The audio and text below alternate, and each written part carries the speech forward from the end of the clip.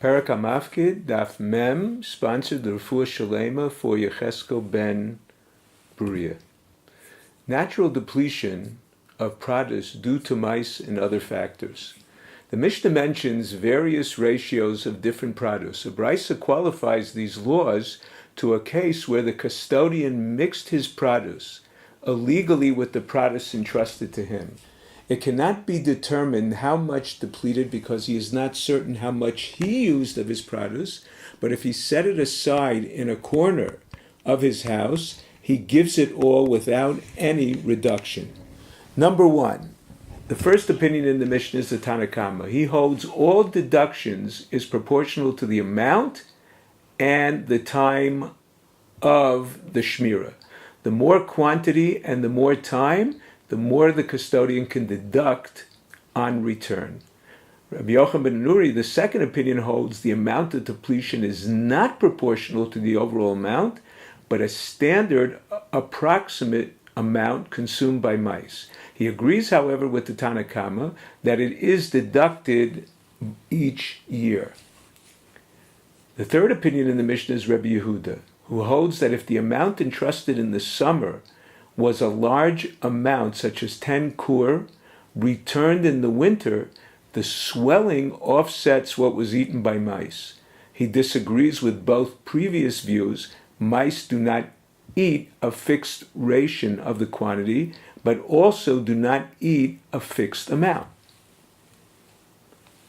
The next Mishnah continues with this topic and discusses depletion of wine. The Tanna Kama holds the custodian deducts a fifth when he returns the wine to the owner. Rabbi Yehuda holds a fifth. The Tanna Kama holds a sixth. Rabbi Yehuda holds a fifth. The Gemara differentiates. One of their locales, they coated barrels with wax, which absorbs less than coating with pitch, or they use different types of clay to make the barrels. Oil. The custodian deducts 3 lugs from 100 for absorption and sediment. If the oil was refined or the barrels were old and do not absorb, he does not deduct. Rabbi Yehuda holds that a customer, even if he receives refined oil from the seller, has to accept 1.5 lug of sediment for every 100. The Chachamim hold that he does not have to accept sediment. The Gemara presents 2 approaches to this machlokas.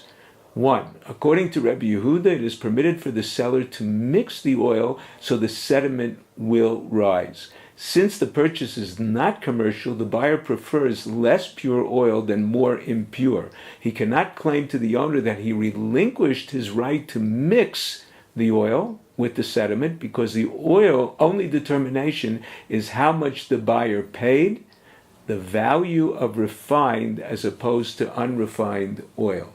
The Chachamim, however, prohibit the seller from mixing the oil with sediment. The second approach in the Gemara is, number 1, the Chachamim hold the seller can mix the oil. Since he did not, he relinquished his right.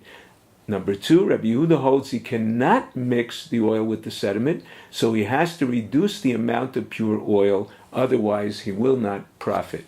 As far as the film on top of the oil, if the purchaser pays the price of Tishrei when there is a film and takes his purchase in Nisan when the oil is refined, then he must take a reduction. If he pays in Nisan and takes his purchase in Nisan, he does not take the film.